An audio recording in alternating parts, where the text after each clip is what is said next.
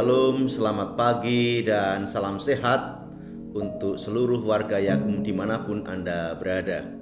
Puji syukur pada saat ini kita akan mengikuti Yakum Fellowship. Dan hari ini Yakum Fellowship akan didedikasikan untuk terutama teman-teman kita di unit-unit yang pada tanggal 1 September yang lalu mereka merayakan hari ulang tahunnya. Hari ulang tahun RSK Ngesti Waluyo yang ke-67 tahun, Stikes Ngesti Waluyo yang kedua, juga Rumah Sakit Panti Waluyo Surakarta yang ke-85 tahun. Kiranya diberkati dan dimampukan oleh Tuhan terus menjadi alatnya. Baik saudara-saudara yang dikasihi Tuhan, kita akan mengikuti Yakum Fellowship pada saat ini, dan kita akan tundukkan kepala kita untuk persiapkan diri.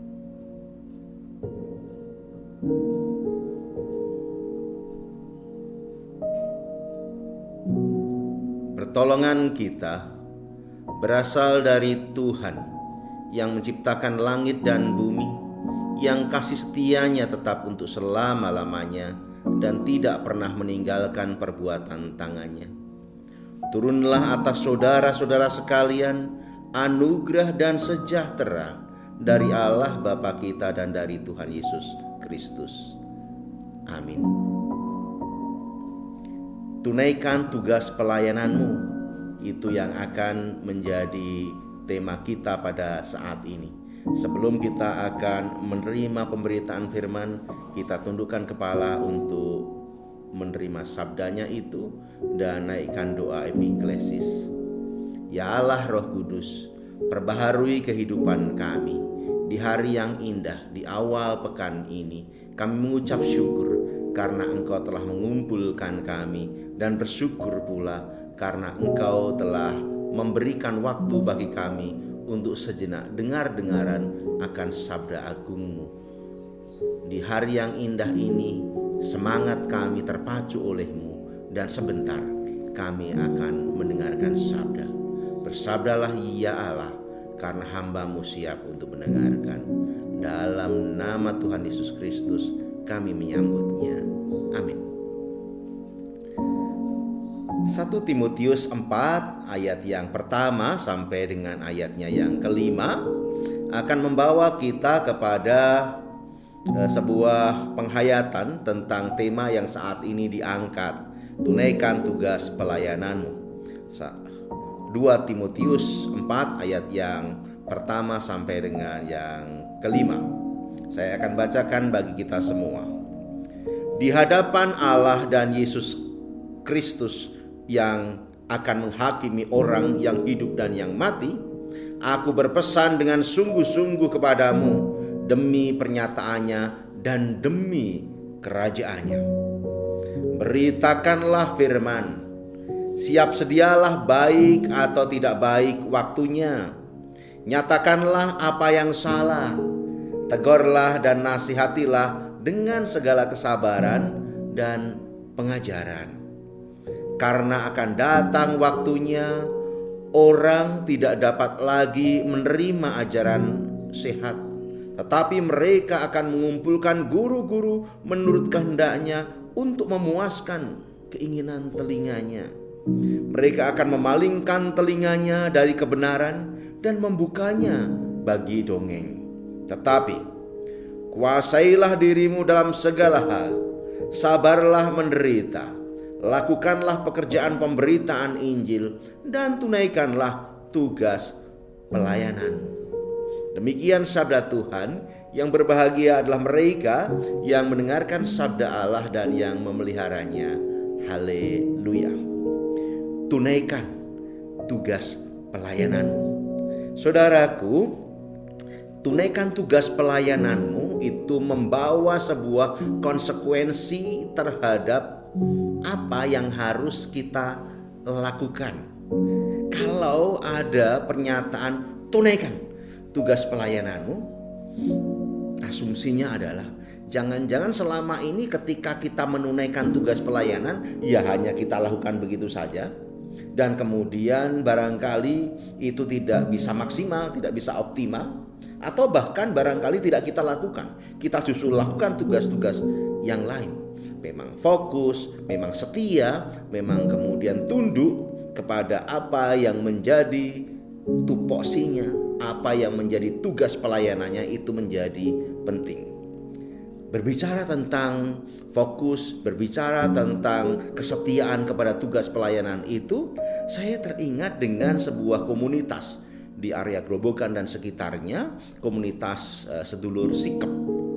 Mereka adalah orang-orang yang mempunyai kepercayaan yang berbasis kepada pengalaman hidup. Mereka mendengar dari para tetua-tetua, orang tua mereka. Mereka lihat keberhasilan mereka, diamati, dipercaya, kemudian dilakukan. Itu yang kemudian disebut, menurut saya itu adalah agama empiris, yang membuat mereka setia pada hidupnya karena memang sudah terbukti kebenarannya, dan mereka tidak lakukan hal-hal yang lain. Mereka mengatakan, kami ini agamanya adalah sedulur sikap. Saya melakukan, menyikapi apa yang saya percayai. Yang saya percayai adalah yang saya lihat, saya dengar, dan memang terbukti ada hasilnya. Maka saya kemudian melakukannya, dan tidak jauh dari itu. Di era kemajuan seperti sekarang ini, memang barangkali hal-hal semacam itu agak konyol ya. Kondisi modern, tapi ternyata modernisasi itu pengaruhnya tidak terlalu signifikan bagi kehidupan mereka. Mereka memang kemudian terpengaruh sedikit, tetap pakai HP, kadang-kadang juga pakai laptop, juga ikut Zoom meeting dan sebagainya, tetapi tidak merubah apa yang menjadi kepercayaan mereka. Dipakai tetapi tidak dikuasai oleh hal yang baru itu. Mereka tetap setia kepada apa yang diimani itu dan melakukan kerja fokus dengan tugasnya. Kembali kepada apa yang jadi tema kita, tunaikan tugas pelayananmu. Kalau kita lihat perikop yang baru saja kita baca tadi, maka ini adalah panggilan untuk melakukan tugas pelayanan, dan itu menjadi penutup dari perikop kecil ini, khususnya pada ayatnya yang kelima.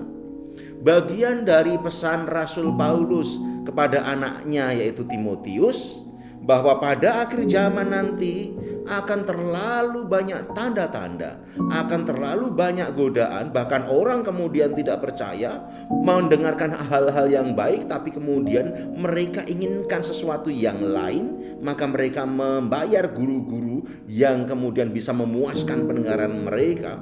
Godaan-godaan itu banyak.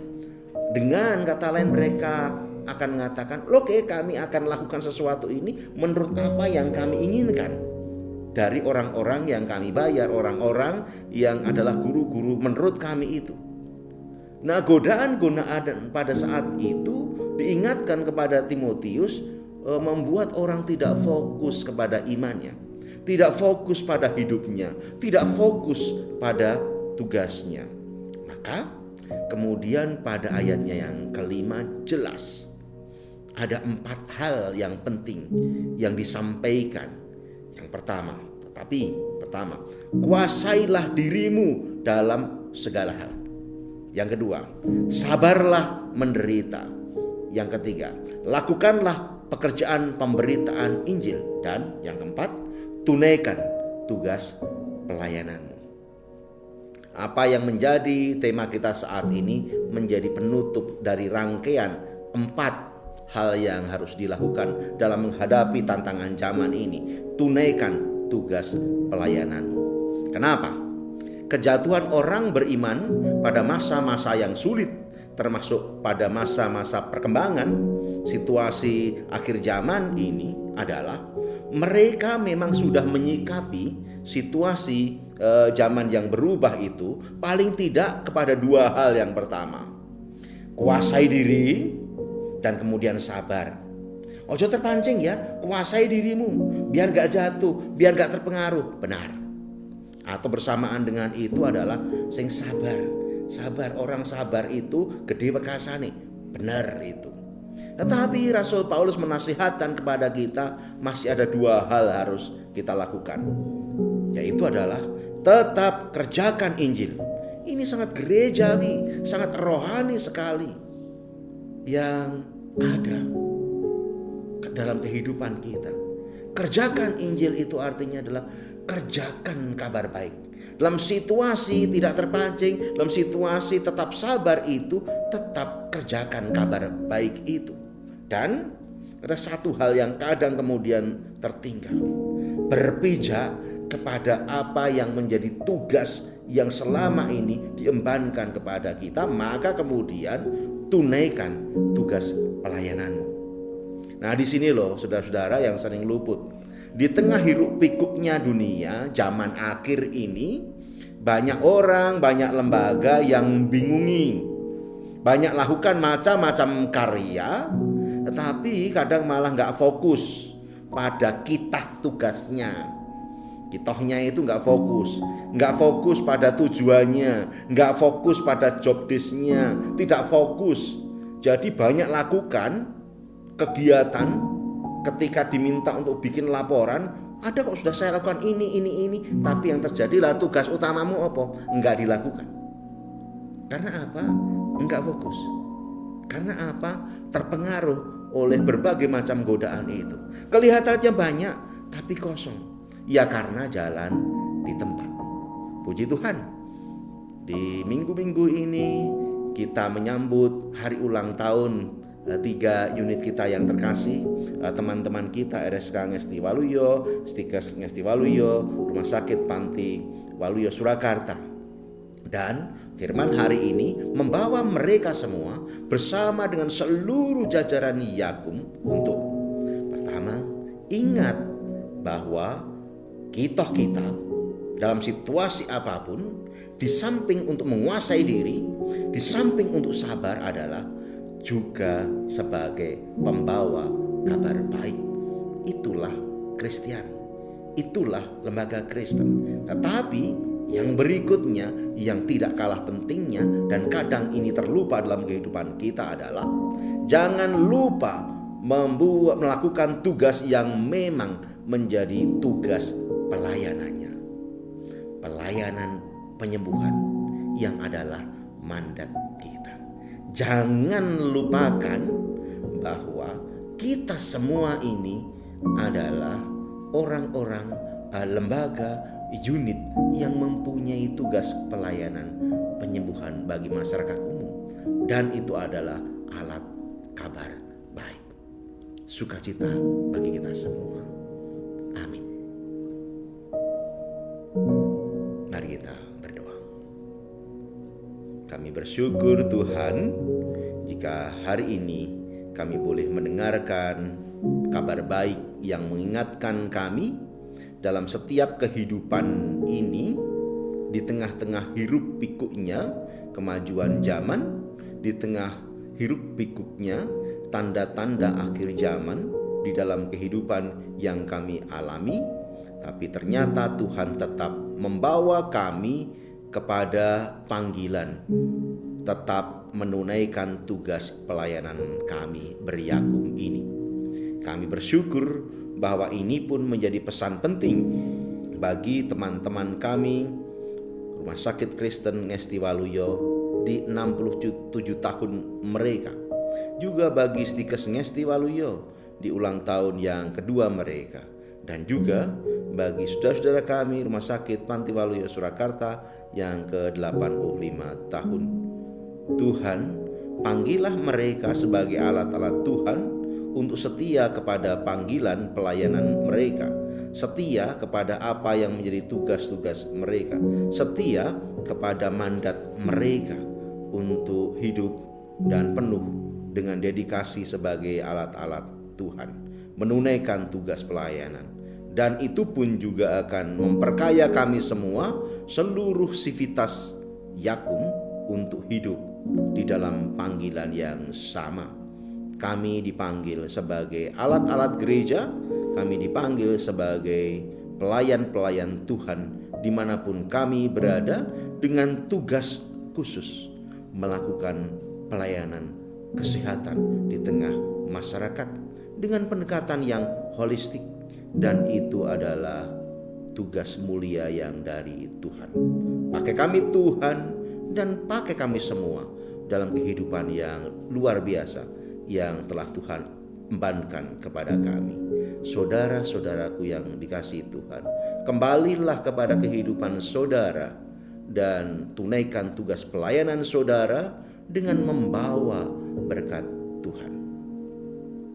Tuhan memberkati engkau dan melindungi engkau. Tuhan menyinari engkau dengan wajah-Nya dan memberi engkau kasih karunia. Tuhan menghadapkan wajah-Nya kepadamu dan memberi engkau damai sejahtera. Amin.